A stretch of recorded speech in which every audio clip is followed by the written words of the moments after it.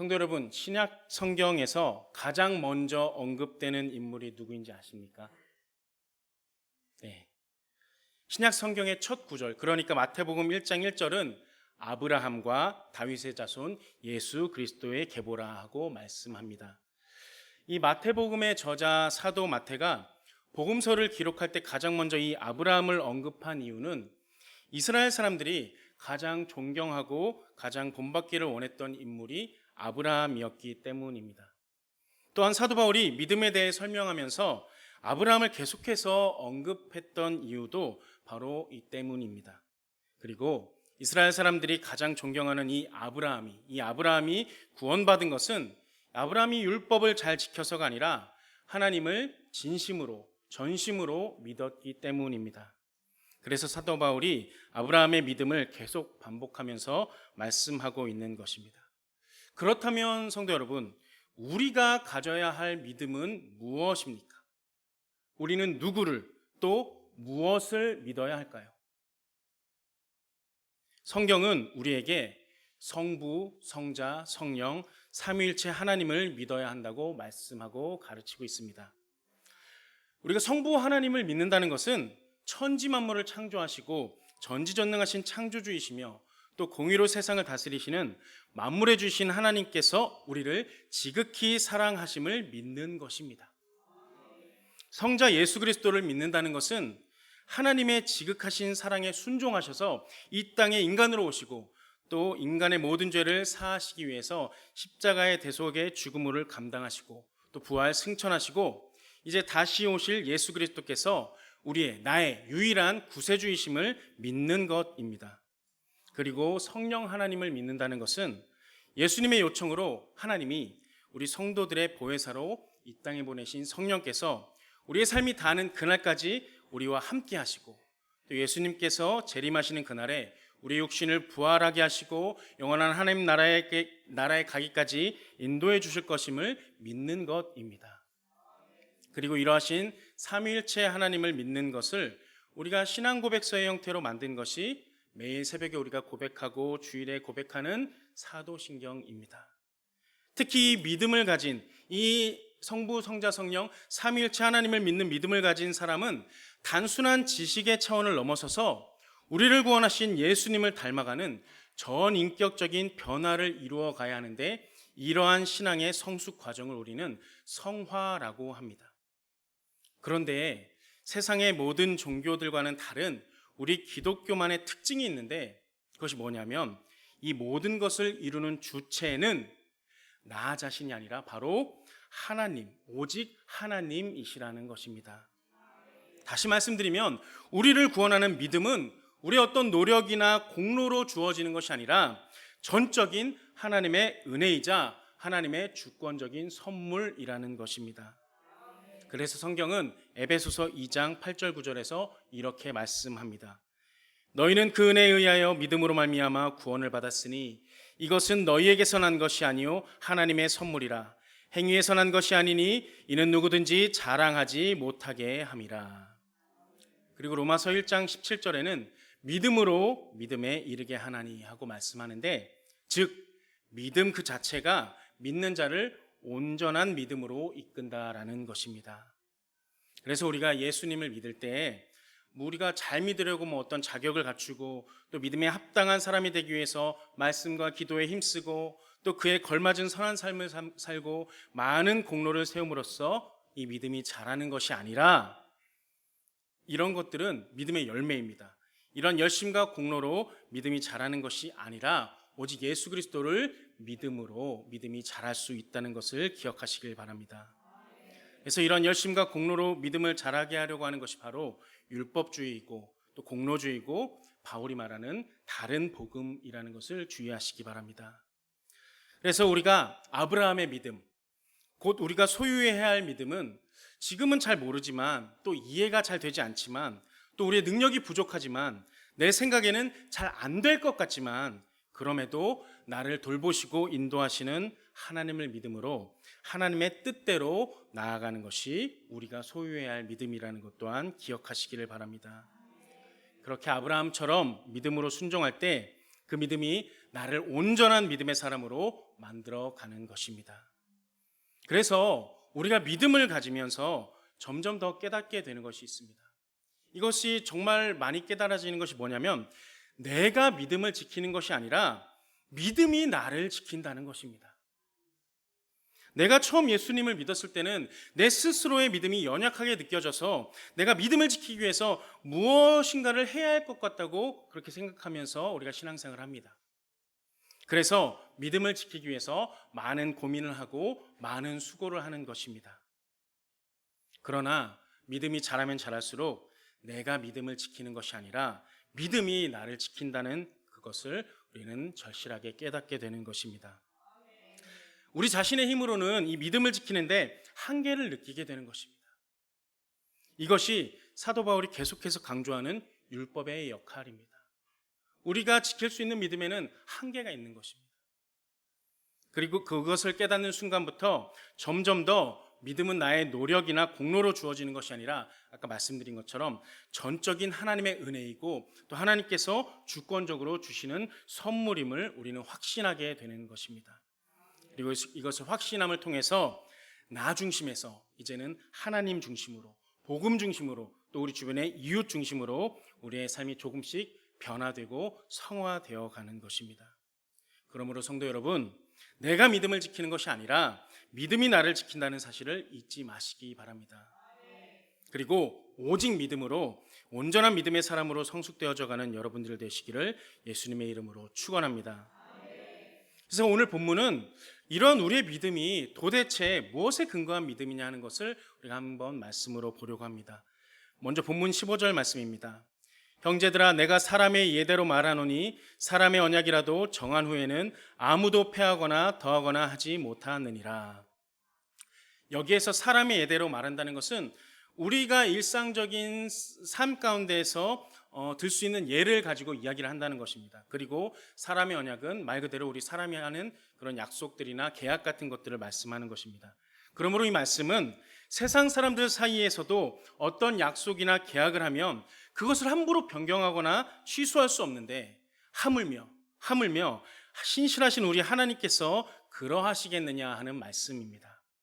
지금 사도 바울은 우리 인간들 사이에서 정해지는 약속도 함부로 변경하거나 취소할 수 없다는 사실을 예로 들면서 하나님과 아브라함이 맺은 이 약속은 더더욱 변할 수 없음을 강조하고 있는 것입니다. 그리고 사도 바울이 이렇게까지 말씀하는 데에는 두 가지 절대적인 이유가 있습니다. 먼저는 하나님께서는 전지전능하시기 때문입니다. 성도 여러분, 보통 우리들은 우리 능력의 한계 때문에 어쩔 수 없이 약속을 어길 수 없는 경우를 종종 만나기도 합니다. 하지만 우리 하나님은 전지전능하시기 때문에 약속을 하고 능력이 없어서 아닙니다.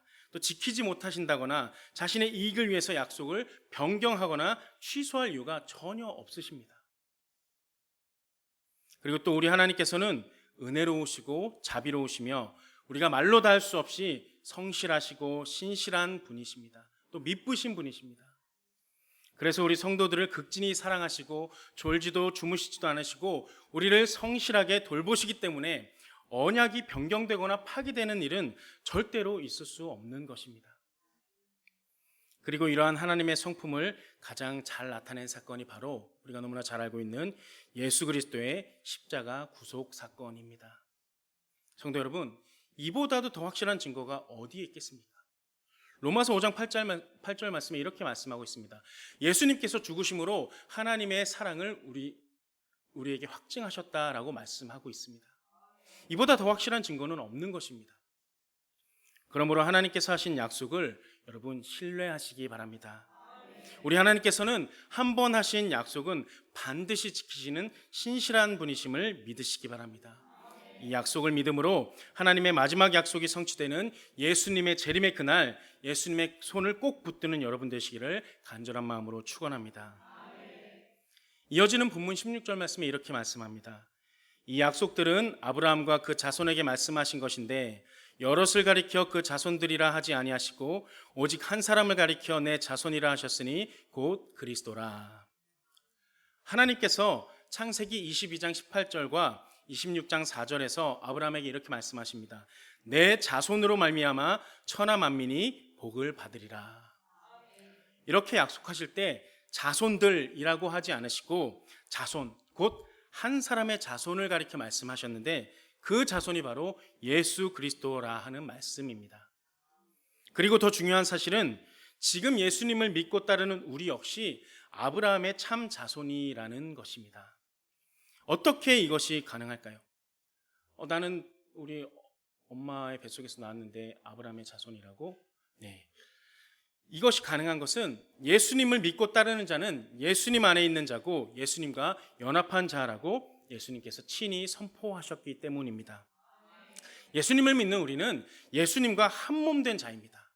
그러므로 하나님과의 약속이 있는 아브라함의 참 자손이 될 수 있다는 것입니다. 성도 여러분, 우리가 아브라함의 자손이라는 것이 왜 중요한 것인가 하면 아브라함은 하나님께 구원받은 사람의 대명사이자 곧 아브라함의 자손이라는 것은 그와 동일하게 구원에 이르게 될 것임을 의미하는 것이기 때문입니다. 그래서 구약 이스라엘 사람들은 그것에 대한 자부심이 굉장했습니다. 그런데 그들은 그런 자부심 때문에 그 사실에 도취되어서 스스로 거룩한 자들이 되어서 점점 교만해진 것입니다. 심지어 하나님께서 아브라함에 약속하신 그 자손이 와서 교만의 가면을 벗고 믿음으로 하나님께 나아오라고 수많은 기적을 보여주시고 하나님의 말씀을 선포했음에도 불구하고 끝까지 그들은 교만을 버리지 않았습니다. 그 자손을 믿기는커녕 배척하고 심지어 십자가에 못 박아 죽이기까지 했습니다. 그들은 혈통적으로 아브라함의 자손이었음에도 불구하고 하나님의 아브라함에게 주신 이 약속의 주인공 그 자손, 그러니까 예수 그리스도를 배척함으로 하나님의 구원에서 멀어지고 만 것입니다. 그래서 세례 요한이 이것을 상징적으로 마태복음 3장 9절에 이렇게 말씀하고 있습니다. 속으로 아브라함이 우리 조상이라고 생각하지 말라. 내가 너희에게 이르노니 하나님이 능히 이 돌들로도 아브라함의 자손이 되게 하시리라. 성도 여러분, 아브라함의 자손은 혈통으로 결정되는 것이 아닙니다. 이렇게 아담으로부터 시작해서 쭉 지나오는 이런 혈통으로 결정되는 것이 아니라는 것입니다. 율법의 행위로 되는 것도 아닙니다. 오직 믿음으로 결정되는 것입니다. 그러므로 성도 여러분, 아브라함의 참 자손은 오직 믿음으로만 될 수 있다는 것을 꼭 기억하시고 오직 믿음으로 성경의 가르침에 순종하심으로 하나님의 영원하신 약속의 복을 누리시는 여러분들 되시기를 간절한 마음으로 축원합니다. 이제 계속 이어지는 본문 17절 18절 말씀에 이렇게 말씀합니다. 내가 이것을 말하노니 하나님께서 미리 정하신 언약을 430년 후에 생긴 율법이 폐기하지 못하고 그 약속을 헛되게 하지 못하리라. 만일 그 율법이 율법에서 난 것이면 약속에서 난 것이 아니리라. 그러나 하나님이 약속으로 말미암아 아브라함에게 주신 것이라. 여기에서 430년 전은 아브라함이 아니라 그의 손자인 야곱이 이제 애굽으로 이주한 이후부터의 기간이라고 하는데 이것을 이제 실제로 계산하면은 이렇게 계산한 이게 신학 박사들도 있고 그러더라고요. 아브라함이 75세 때 부르심을 받았고 그 후에 25년 후에 이삭을 낳았고 이삭이 60세에 야곱을 낳고 이렇게 계산을 했더니 이게 약 650년 이후가 됐다는 것입니다. 그런데 이걸 이렇게까지 말씀드리는 것은 그만큼 율법이 나중에 주어진 것이므로 율법이 결코 하나님의 약속을 무효화할 수 없다는 것을 강조하는 것입니다. 그렇다면 성도 여러분, 하나님께서 이스라엘 백성에게 이 율법을 주신 이유는 도대체 무엇 때문일까요? 하나님의 약속을 무효할 수 없는 이 율법. 레위기 18장에 의하면 그들이 이방신의 풍습에 물들지 않게 하려는 그런 이유가 있었습니다. 즉 하나님께서 이스라엘 백성에게 율법을 주신 것은 그들이 새롭게 하나님의 백성이 되는 약속의 증표로 주셨다기보다는 이미 하나님의 백성이 된 그들이 어떻게 하면 하나님의 은혜로부터 멀어지지 않을 수 있을까 하는 대비책으로 주셨다는 것입니다. 아브라함의 믿음으로 하나님의 백성이 된 이스라엘 백성들은 우상 숭배와 탐욕에 찌든 삶에서 떠나서 하나님의 백성으로서 의에 합당한 삶을 살아야 하니까 하나님께서 모세를 통해 율법을 주셔서 하나님의 백성으로서 합당한 삶을 어떻게 살아야 하는지를 율법을 통해 가르쳐 주신 것입니다. 그러므로 율법을 지켜 행하는 이 이스라엘 백성들의 삶은 아무런 조건도 요구하지 않으시고 자신들을 하나님의 백성으로 삼으신 이 하나님의 은혜에 대해서 정말 그들이 자발적으로 그들이 스스로 응답하는 삶을 살아야 했던 것입니다. 감사함으로 잘 지켜야 했다는 것입니다. 여러분, 이것은 우리가 평생토록 잊지 않고 기억해야 하는 말씀인데, 성도 여러분, 우리의 구원은 무엇으로 말미암아 나오는 거죠? 네, 우리의 구원은 오직 믿음으로 말미암는 것입니다. 그러나 믿음으로 구원받은 성도는 그에 걸맞은 선하고 의로운 삶을 살아야 마땅하다는 것입니다. 그것이 마땅한데 이에 대한 가르침이 바로 이 율법인 것입니다. 예를 들어서 예수님께서 우리들에게 이렇게 말씀하셨습니다. 내가 너희를 사랑한 것 같이 너희도 서로 사랑하라 하고 말씀하셨습니다. 그러나 우리가 구원받는 것은 이런 예수님의 계명을 지킴으로써 받는 것은 아닙니다. 말씀드린 것처럼 구원은 오직 예수님을 믿음으로 받는 것입니다. 그러나 구원받은 하나님의 자녀라면 마땅히 죄에 빠져 살던 옛사람을 벗어버리고 구원받은 하나님의 자녀답게 새 사람을 입고 살아야 하는 것입니다. 그리고 이것을 가르쳐주는 것이 바로 율법이라는 것입니다. 우리가 예수님을 믿음으로 구원받았지만 그러나 구원받은 성도는 반드시 하나님의 뜻대로 살아야 하는 것입니다. 하나님의 뜻대로 살지 않으면 예수님을 믿는다고 말한다는 것, 하나님의 뜻대로 살지 않으면서 우리 예수님을 믿는다고 말하는 것은 성경이 말씀하는, 성경이 가르치는 믿음은 절대 아닙니다. 그 믿음에는 생명이 없습니다. 야고보서 2장 17절 말씀에 행함이 없는 믿음은 죽은 믿음이라고 말씀하신 것처럼 하나님의 말씀을 지키지 않는다면 그 믿음에는 생명이 없는 것입니다. 그래서 우리를 구원하는 믿음은 성경이 가르치는, 성경이 말씀하는 믿음은 하나님께서 정하신 살아있는 믿음인 것입니다. 이것이 사람이 자기 마음대로 만든 다른 복음이 아닌, 다른 믿음이 아닌 살아있는 믿음을 우리가 지키며 살아가야 하는 것입니다. 그러므로 성도 여러분, 믿음으로 구원받는 우리는 율법을 버려야 하는 것이 아니라 오히려 율법의 진정한 정신을 이해하고 그것을 성취하는 삶을 살아야 하는 것입니다. 율법을 우리가 하는 것처럼 정죄의 도구가 아니라 자기 삶을 지키는 겸비의 도구로 삼아야 한다는 것입니다. 그래서 성도 여러분 모두 이 사실을 꼭 명심하시고 참 아브라함의 자손으로서 또 참 하나님의 자손으로서 하나님의 부르심에 합당한 삶을 사시기를 우리 주님의 이름으로 간절히 축원합니다. 기도하겠습니다. 지금도 살아 역사하심으로 우리를 믿음의 길로 인도하시는 사랑의 하나님 아버지, 아브라함을 택하시고 그와 언약을 맺으시고 변함없으신 은혜로 아무런 값없이 오직 거저 주신 크신 사랑으로 예수님을 이 땅에 보내주신 사랑 감사합니다. 이 크신 사랑을 많은 사람들 중에서 저희에게 먼저 주심 더욱 감사합니다. 이 놀라운 사랑을 먼저 받은 자들로서 하나님의 말씀에 순종하며 오직 예수, 오직 믿음으로 주시는 은혜 앞에 늘 겸손한 삶을 살기를 원하오니 함께하여 주시고 성령의 권능으로 인도하여 주옵소서. 예수님의 이름으로 간절히 기도드립니다. 아멘.